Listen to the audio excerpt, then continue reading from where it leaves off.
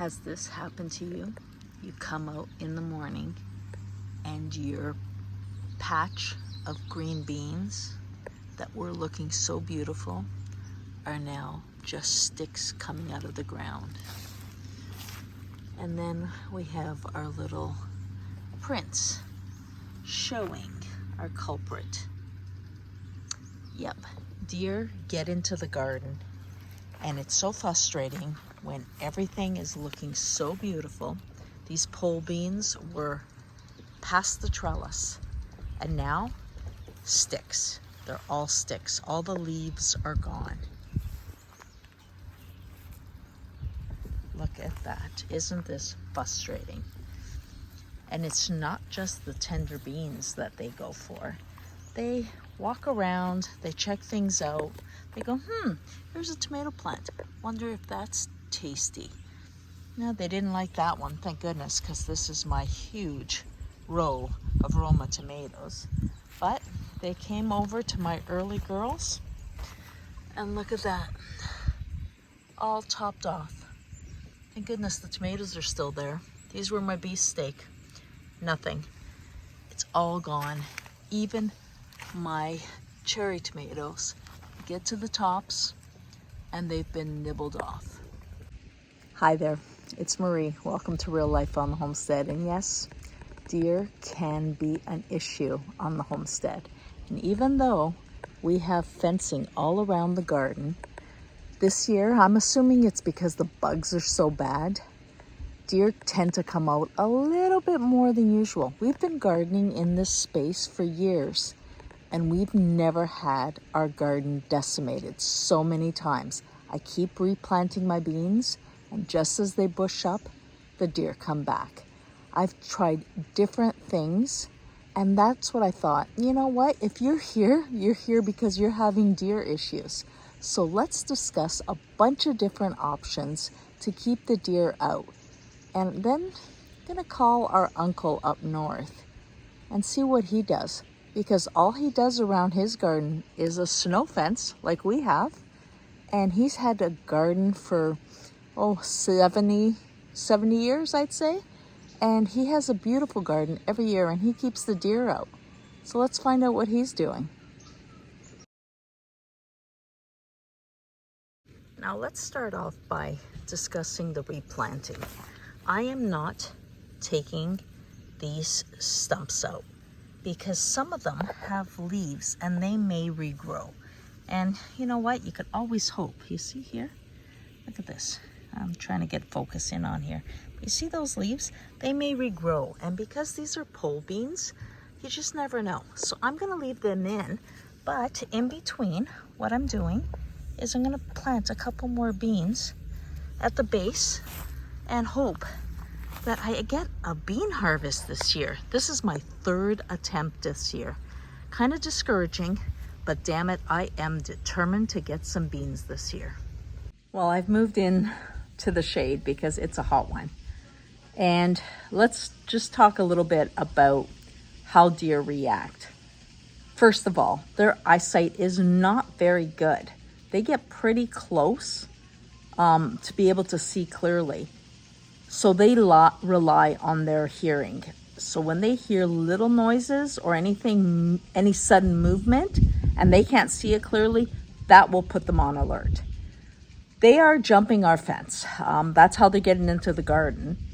And I'm thinking because we have a space where we were going to be putting the greenhouse, it's like a great landing zone for them. And that could be my issue. Even though we haven't had them in there before and it's been the same space. I've put up CDs to catch the light, like they just flicker in the sunlight and hanging from a string. I think that works okay during daylight hours. However, pretty sure they're coming in really, really early in the morning, and that's when they're coming and nibbling at things.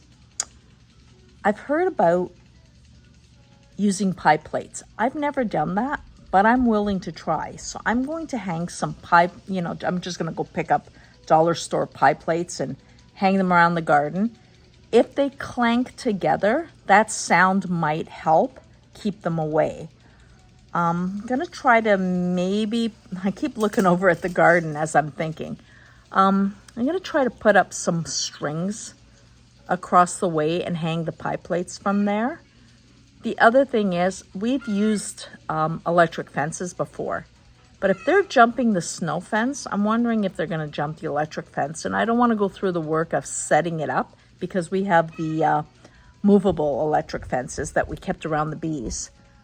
I might resort to just pulling it out and doing it because I have planted my green beans now. This will be the third time.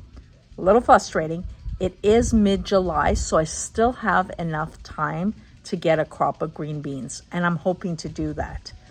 But called Uncle Bert up north, asked him, how do you manage to keep the deer out of your garden? And he simply says he fills a stocking with human hair, puts a cut water bottle upside down so that the bottom is on top, creating a little dome shelter into the stocking to keep the water off, and hangs that at every corner of his garden. And he says that keeps the deer away. I'm gonna go into a local barbershop, hair salon, ask for some of the hair, and I'm gonna try that. As you can see, the CDs are hanging around and they're fluttering in the wind.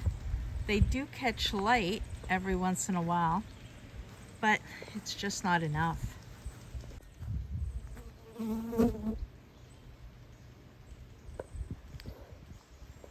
think I'm gonna tie a line across the back here because I think this is where they're jumping in.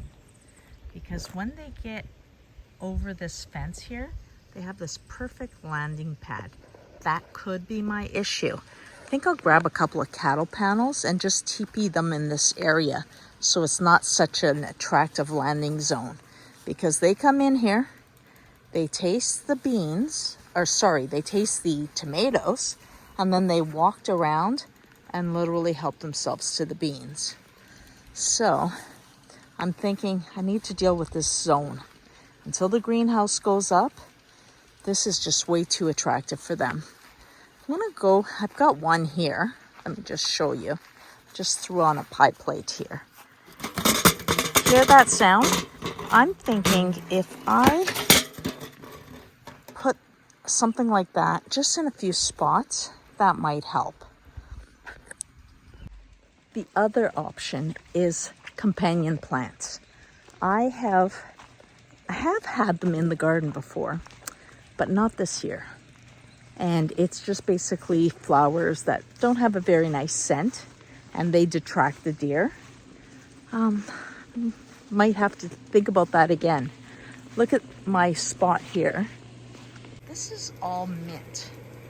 And they don't like the strong scent of mint. So I think I'm gonna take some of these and I'm gonna plant them on the outside of the fence right down there, because I think that might help. The other thing is herbs. Most people, like myself, keep an herb garden. Here's a lavender plant. I think I'll put that at a corner in the garden because that's a pretty strong scent. They may not like that. Now, I would not do my savory, that's way too tender, or basil. However, oregano, besides growing so strongly, it has such a strong odor that I think that might deter the deer. I know for a fact they do not like thyme.